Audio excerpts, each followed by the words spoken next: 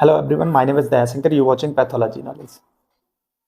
आज के इस वीडियो में मैं बात करने वाला हूं पोटेशियम टेस्ट की। आज के वीडियो में हम जानेंगे कि पोटेशियम किस तरह से हाई होने पे लाइफ थ्रेटनिंग हो सकता है। इसकी जानकारी मैं आपको इस वीडियो में देने वाला हूं और साथ ही साथ हम जानेंगे कि पोटेशियम कौन से केसेस में बढ़ता है और इसका क्या ट्रीटमेंट है, ये भी हम जानेंगे और क्या इसकी नॉर्मल वैल्यू है। सारी जानकारी हम इस वीडियो में देंगे आपको। तो सबसे पहले बात करते हैं कि बेसिकली पोटेशियम क्या है। देखिए, पोटेशियम एक एसेंशियल मिनरल्स है जिसको बेसिकली हम इलेक्ट्रोलाइट्स बोलते हैं। इलेक्ट्रोलाइट्स की बात करें तो आपका सोडियम, पोटेशियम और क्लोराइड, इन तीन को हम इलेक्ट्रोलाइट्स बोलते हैं। बट आज के इस वीडियो में हम बात करेंगे सिर्फ पोटेशियम की। इलेक्ट्रोलाइट्स का वीडियो अगर आपको कंप्लीट देखना है तो आपको हमारे चैनल पे मिल जाएगा। पोटेशियम बहुत महत्वपूर्ण पैरामीटर बेसिकली होता है, ये बहुत महत्वपूर्ण है। ये बहुत बार लाइफ थ्रेटनिंग हो जाता है और बहुत बार लोगों को बहुत बड़ी प्रॉब्लम हो जाती है इसके चलते। लेकिन सबसे पहले हम जानेंगे कि पोटेशियम हमारी बॉडी में क्यों महत्वपूर्ण है, इसका क्या काम है हमारी बॉडी में। पोटेशियम का हमारी बॉडी में जो रोल होता है, ये हमारी मसल्स को कॉन्ट्रैक्ट और रिलैक्स होने में मदद करता है और ये हमारी नर्व को भी सिग्नल भेजता है। बेसिकली जो हमारी सेल्स होती हैं उसमें ये अंदर और बाहर जो सोडियम पोटेशियम है उसको मेंटेन करता है, उसके लेवल को मेंटेन करता है और जो नर्व एम्पुलेसेस होते हैं उनको ट्रांसमिट करता है। वहीं ये हमारी बॉडी में फ्लूइड को मेंटेन करता है। इसका काम होता है कि अगर हमारी बॉडी में जो फ्लूइड होता है उसको ये बैलेंस्ड करने में हेल्प करता है। वहीं ये हमारे ब्लड प्रेशर को कंट्रोल करता है, जो बॉडी का ब्लड प्रेशर होता है उसको भी ये कंट्रोल करता है। बेसिकली ये जो सोडियम की मात्रा है उसको कंट्रोल में रखता है। अगर सोडियम आपका बढ़ जाता है तो ये उसको फ्लक्स करके बाहर निकाल देता है, उसको बॉडी के बाहर वेस्ट मटेरियल में निकाल देता है। और सबसे इम्पोर्टेंट, ये हमारी हार्ट के लिए बहुत महत्वपूर्ण है। जो हमारे हार्ट में इलेक्ट्रिसिटी एक्टिविटी होती है वो ये बेसिकली जनरेट करता है, उसमें हेल्प करता है।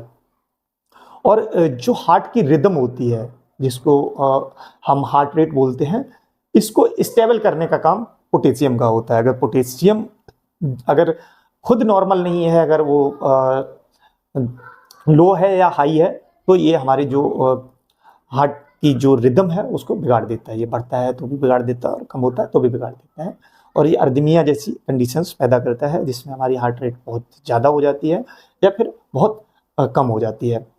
तो ये दिक्कत होती है और साथ ही साथ ये कई बार लाइफ थ्रेटनिंग हो जाता है। ये हार्ट अटैक इसकी वजह से, स्ट्रोक और हार्ट अटैक जैसी समस्या पोटेशियम की वजह से हो जाती है। तो बात करें कि इसका बढ़ने का कारण क्या होता है। देखिए, इसके कारण की अगर बात करें तो हो सकता है आपकी किडनी डैमेज हो, किडनी ठीक से काम ना कर रही हो जिसकी वजह से एक्स्ट्रा जो पोटेशियम उसको फिल्टर करके बाहर ना निकाल पा रही हो।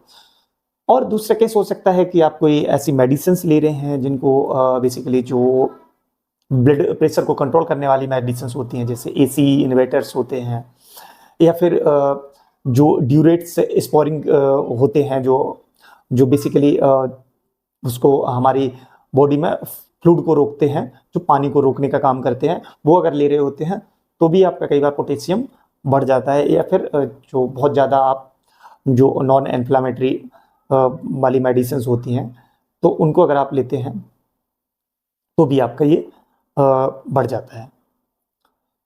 साथ ही साथ अगर किसी बंदे की हार्मोनल डिसऑर्डर है, जिसकी एड्रेनल ग्लैंड बेसिकली ठीक से काम नहीं कर रही है और जो कोर्टिजोल हार्मोन्स होता है उसको अगर कंट्रोल नहीं होता है वो, तो और जो एल्डोस्टेरोन होता है इसकी जब मात्रा गड़बड़ा जाती है तो भी आपका जो पोटेशियम लेवल है वो बिगड़ जाता है। तो ये सारी कंडीशंस में आपका पोटेशियम लेवल बढ़ जाता है। अगर इसकी नॉर्मल वैल्यू की बात करें 3.2 से लेके 5.2 तक होता है। तो अगर ये आपका 5.2 से आपका जो 5.2 से लेके आपका 5.5 तक है तो ये माइल्ड हाइपरकैलेमिया बोल सकते हैं। जब पोटेशियम बढ़ता है तो हाइपरकैलेमिया बोलते हैं उसको, तो इसको माइल्ड हाइपरकैलेमिया बोल सकते हैं।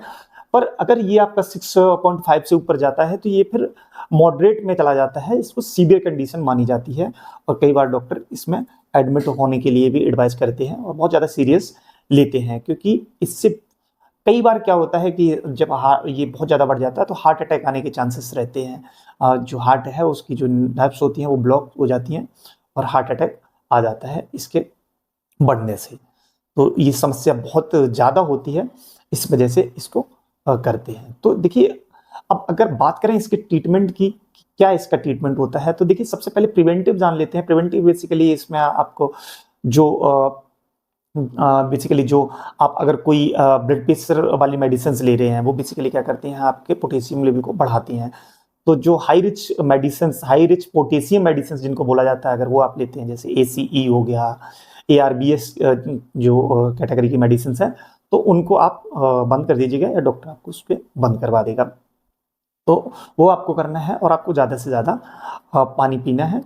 तो ये आपका कुछ प्रिवेंटिव है। हाई रिच पोटेशियम वाली जो फूड है वो आप लेना कम कर दीजिएगा, ये आप कर सकते हैं। उसके अलावा में अगर हम एलोपैथिक ट्रीटमेंट की बात करें, तो एलोपैथिक ट्रीटमेंट में इसमें बेसिकली डॉक्टर क्या करते हैं, सबसे पहले आपकी जो हाई रिच पोटेशियम मेडिसिन होती हैं उनको स्टॉप कराते हैं, और उसके बाद कैल्शियम ग्लूकोनेट की जो मेडिसिन होती हैं, जो इंजेक्शन होते हैं, वो देते हैं। ये बेसिकली क्या करती हैं, ये जो हार्ट की जो मसल्स होती हैं उनको बेसिकली रिलैक्स करती हैं, उनको स्टेबल करती हैं।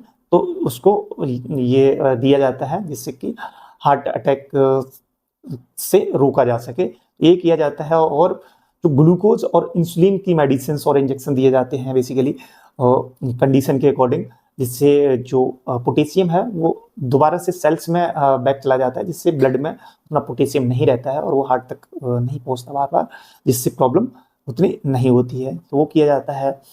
कुछ ड्यूरेटेक्स मेडिसिन होती हैं जिनको वाटर पिल्स बोलते हैं, जिनसे आपका यूरिन का फ्लो बढ़ जाता है, यूरिन पास ज़्यादा होने लग जाता है, वो दी जाती हैं, जिससे क्या होता है कि जो पोटेशियम है वो आउट कर सके, जो वेस्ट पोटेशियम है उसको बाहर निकाला जा सके, वो करते हैं।